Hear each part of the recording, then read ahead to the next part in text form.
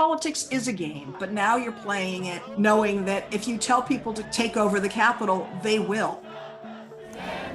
I've always turned to literature in a way for the kind of deeper truth, almost a more psychological or emotional truth. I definitely want to make work that is about prompting a conversation, to debate, to wonder about things.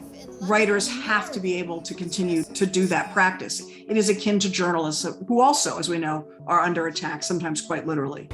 It's all coming up on The Laura Flanders Show, the place where the people who say it can't be done take a back seat to the people who are doing it. Welcome.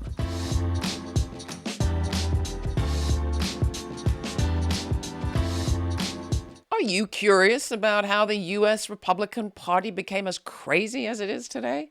You could read the Washington Post writer Dana Milbank's account of what he calls the 25-year crack-up of the GOP. Or you could read novelist A.M. Holmes' The Unfolding. And I think you'll find the latter is much more enjoyable, if no less revealing. In my view, A.M. Holmes is this country's most piercing quiet chronicler. Holmes is the author of 12 books, including 1996's The End of Alice, narrated by a jailed pedophile, Music for Torching, about the build-up to a school shooting, and May We Be Forgiven, which won the 2013 Women's Prize for Fiction. Her style is compressed, cool, even comedic, but I would challenge anyone who calls it cynical. I find it secretly, sometimes not so secretly, full of conscience. It is also eerily, keenly anticipatory. She didn't whip up The Unfolding, which follows a Republican donor plotting a mob assault on Washington in the year since the January 6th insurrection. No, she started writing it over a decade before. Holmes, raised in Washington, D.C., teaches in the creative writing program at Princeton University, and I am very glad that today she is my guest here on The Laura Flanders Show. Hi, A.M. Hi, Laura. Thank you so much. Your opening scene, if you will, is very precisely chosen. And you pick election night, 2008, and you're in Phoenix, Arizona. Yeah. Why'd you pick that moment?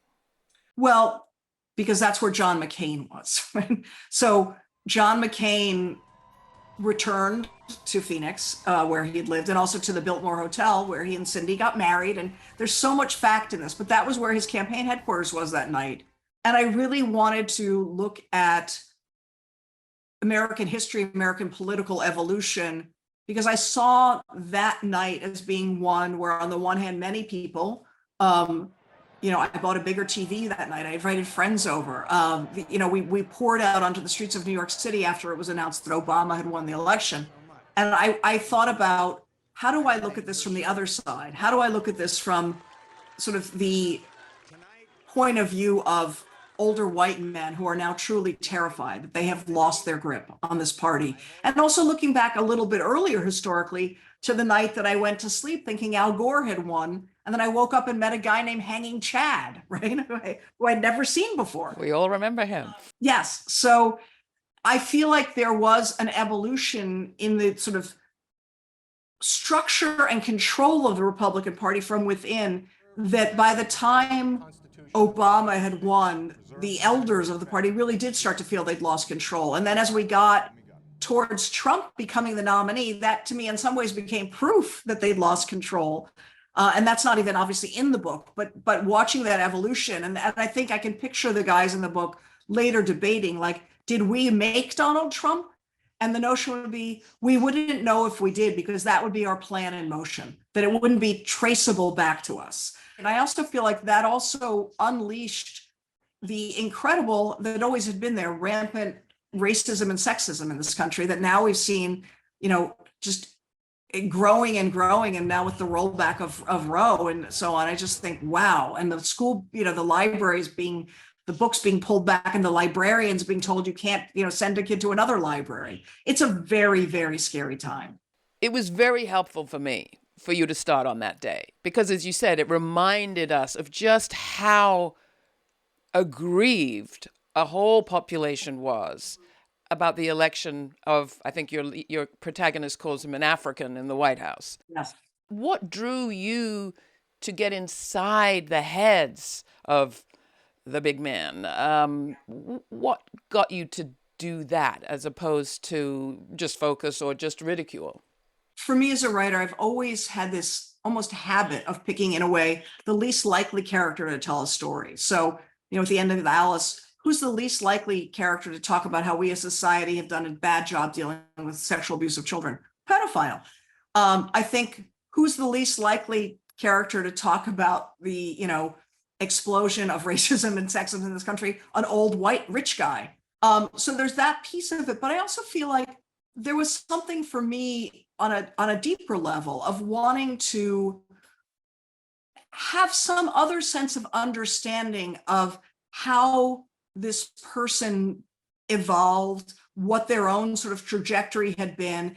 And it prompted interesting conversations for me, like with my editors in the UK, who said, this guy and his cohort, the Forever Men, talk a lot about how they want to preserve democracy. And she goes, but I see them doing the opposite. So what are you getting at? And I said, well, that for me is part of what's so interesting, because the notion of what democracy is no longer agreed upon.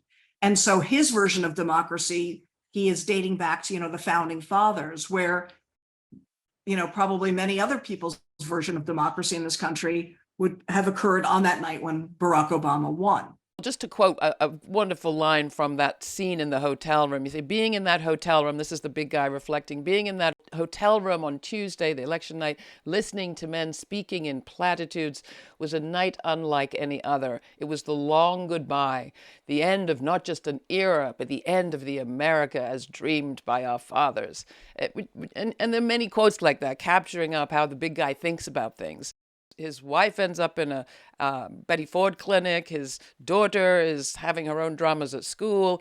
And he's kind of left alone with the guys. And they have a kind of Lord of the Flies madness come over them. Talk a bit about what you were able to accomplish by focusing on this sort of all-male buddy-buddy scene. I'm always very interested in the difference between our public and private selves. And I feel like even within a family, people have selves that are private from the family. And so the big guy, by himself, plays war in his basement. He uses Agent Orange on a ping pong table to defoliate fake trees and so on. His Agent Orange is is orange jello, And then later in the book, there's a scene where he takes them all on a, hunting weekend at his ranch in Wyoming, and a bunch of private military contractors show up, essentially to sort of demonstrate how you play war in real time. So there is this both absurdity and question about how men play war. How do men behave when left to their own devices in that buddy-buddy way, and also in the very kind of jocular, competitive, kind of top this, top that. And also even the language. Like, I used to go to all these talks where Jack Welch would talk about GE and Lou Gerstner would talk about IBM, and the way, they're running things up flagpoles and throwing them down the field, and all of these kind of euphemisms for different kinds of action. So that interested me. And I also, on another level, wanted to have the big guy and his cohort be a little bit like Dr. Strangelove. I wanted to push them into the kind of absurd and surreal. And then what was super scary for me as a writer was every time I thought I was pushing them maybe too far, reality was intruding and pushing them further in the real world. And so, I had hoped to have the book out by the last election. I'd hoped that it would all be done, but publishing takes a year, and I wasn't finished in time for them to have that lead time. And then when January 6th happened, people started calling me going, aren't you relieved? Because you'd be in big trouble now. So there's that piece of it where I thought, I am both slightly relieved and really horrified, because I think in some ways, guys like the big guy, so wealthy white Republicans, have been able to spin, pay for, dispatch a kind of propaganda that is not accounted for. And so we don't know where it came from, but it definitely was very useful in inciting violence. I'm reminded of something that I've heard you say about women and political fiction, and how that's a field normally left to men. And women on a feminist kind of lens brings a whole different aspect to it. And I wonder if you can talk to that for a little. Traditionally, men have written what we call the great American novel. I call it the pretty good big book, because I even think great American novels a lot. But that has been the purview of men. And it's very different than in other countries where you have, Hilary Mantel writing and all these other, wonderful writers writing big books. But here, that's what men do. And it is the social, cultural, political novel. And women are supposed to write the small interior domestic book. And so I really wanted to weave those two things together in a book and to juxtapose the intimate domestic narrative of the family with the big guy and his cohort. And to try to kind of, in some ways, claim that space a little bit more of what is a big book that is neither entirely political, because I also think the political is, as we see now all the more with the Roe stuff in the libraries, the political is the intimate, it is the domestic. And so that was super important to me. And the interesting thing is when you Google, political fiction, books by men come up. If you Google political fiction by women, just feminist comes up. So it's not even an allowed thing. It's, if you're doing that, you must be a feminist and you must basically have an axe to grind. I'm like, no, that's not how this goes. There are studies that show men really don't read women authors, and same with race. We have, white people do not read black authors. African American people do read everybody else. That kind of divide in the literary world is another one of your concerns. I had this wonderful writing teacher, Grace Paley, and Grace would say that women had always done men the favor of reading their books, and men had not returned that favor. I'll be like giving a book talk somewhere, and a man will come up and pick up my book and look at it. And he's I'm going to tell my wife about this. And I'll say, I think you might like it. It's actually about like two men or two brothers or whatever, which one it might be. And they'll go, I don't read books by women. And I'll say, literally, I will give you a copy of the book and I will have lunch with you afterwards. And they literally like, no, please don't. Like, just move back. And what do you think that's rooted in? I think that they feel somehow that that's not masculine enough. Like they shouldn't read books by women, that those are for women. And the other piece of it that's very disturbing, so even in the selling of books, is that there used to be bookstores, and then probably about the 1970s, the bookstores, in an effort to help books find the readers, categorized. So all of a sudden there was literature and fiction, and then there was Black fiction, and there was women's fiction, and there was gay fiction. But all of a sudden what that meant was that big fiction section in the middle was white man's fiction.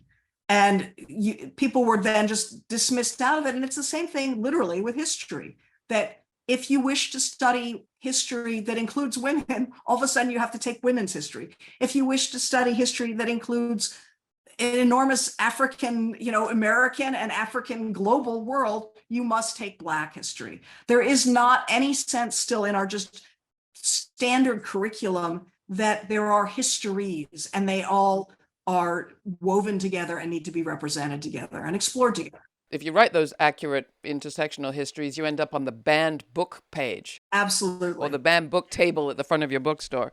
Yes. Which is, exactly. I think, perhaps the best place to be at this point. Yeah. To go back to your book for a second, and to the news, and to your kind of perceptiveness around the news, this summer we learned that the largest ever political donation, I think it's something like $1.6 billion in shares of a company that was about to be sold at a huge profit, was given to a nonprofit started by the co-chair of the extreme right radical legal organization, the Federalist Society. Exactly. And the mission of that nonprofit, when I read it, sounded exactly like something out of your book.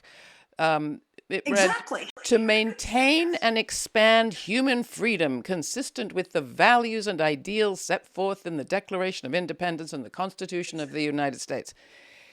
It feels to me that your characters, and perhaps Leo, feel about entitlement, their right, their righteous role in politics, the way that the rest of us look at corruption, and that government is supposed to intervene at this point.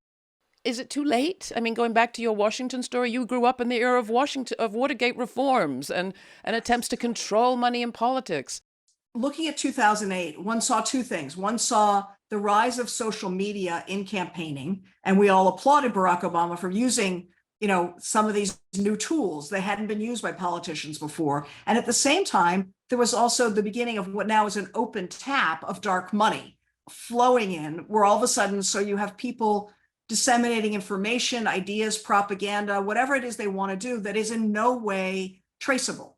And so that part is where we are right now, which is, I would say, very, very dangerous in the sense that we've lost track or some people have lost track of what is a fact, what is actionable, what is real. And the problem with that is, as what we're seeing too, even if the fallout of Trump's presidency still, is absent any consensus on what is real and true, all bets are sort of off. And that's the thing that is most scary. The Republican Party, I would say, is now like almost, it's like a bullfight in the truest sense, because someone will die at the end. The bull will die or the bullfighter will die. And that seems to me a very dangerous way to play this game. And politics is a game. And so I think one always has to be mindful of that. But now you're playing it knowing that if you tell people to come to Washington and take over the Capitol, they will. And so that's the piece I feel like a lot of politicians haven't quite absorbed, that they also need to be accountable for these very inflammatory ideas and words. Well, we're talking about inflammatory ideas and words. I'm reminded of the attack on Salman Rushdie. And you, along with many writers in the New York area, participated in a gathering, a reading in his support on the steps of the New York Public Library. We're going to play a quick clip from that event. Originality is dangerous. It challenges, questions, overturns assumptions, unsettles moral codes, disrespects sacred cows or other such entities. It can be shocking or ugly, or to use the catch-all term so beloved of the tabloid, controversial. And if we believe in liberty, if we want the air we breathe to remain plentiful and breathable, this is the art whose right to exist we must not only defend, but celebrate. Art is not entertainment. At its very best, it is a revolution. At the time of this recording, Salman Rushdie appears to be recovering, but we're reminded once again, AM, of the power of words and the discussion of free speech, which in the context that we were just discussing becomes very troubled. I think that literature throughout history serves both to document and comment upon the time in which it is created. And I think it's essential. It is as much a document as any, letters written, as any other sort of historical element that we archive and trace and so on. And so I've always turned to literature in a way for the kind of deeper truth, almost a more psychological or emotional truth. And I think writers have to be able to continue to do that practice. It is akin to journalists who also, as we know, are under attack, sometimes quite literally. The question of what do you do with free speech when it is being used to create propaganda and to lie, I think hopefully there can be a system of fact checking. Hopefully social media outlets can be held in some way accountable. Then the question is, well, is it okay to disseminate that? And in theory, you would say yes, if you really believe in free speech. Unfortunately, yes. But I think that also one has to sort of try to have enough sort of footnotes to kind of annotate, where did this come from? I mean, I think that to me is more important, is sort of thinking, what is the evolution of this idea? And how do we account for that evolution? And how do we account for how things find their way into the conversation? But fundamentally, despite the fact that it can be very complicated, I think free speech is essential. Some critics have used the word cynical in relation to your work. As you heard at the top, I don't think you're cynical. I also know you. How do you think about that word, and how do you think about yourself and your mission? Are you a mission-driven author? It's funny, they used to ask Grace Paley, did writers have any kind of greater social responsibility than other people? And Grace's answer is always no. Should I have the same responsibility the plumber has? I just have to do a good job. That said, I would say I'm aware of how limited time and life is. And I feel like I definitely want to make work that is about prompting a conversation, and that is not about creating characters that people go, I love that guy. You don't have to like them, but I want people to be caused to have questions, to debate, to wonder about things. I also, of course, want them to be entertained. I want people to laugh. There's a lot of funny stuff in this book. For me, humor is really also a social tool and a political tool and a cultural tool, because I want to cut in a little bit deeper, make people laugh, and then say something even, more provocative in some ways. But I guess I don't feel like I have a singular mission, but I do care a lot. I'm not particularly cynical. I'm probably like very moral in a sort of boring way. I don't know.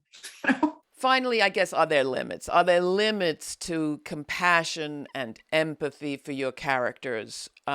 When some of them, I mean, you've had this question around the pedophile, but I can Right. imagine you perhaps getting them again around the unfolding. In your effort to understand these kind of crisis-struck sons of ancient fathers, wondering what their role is, could you go too far?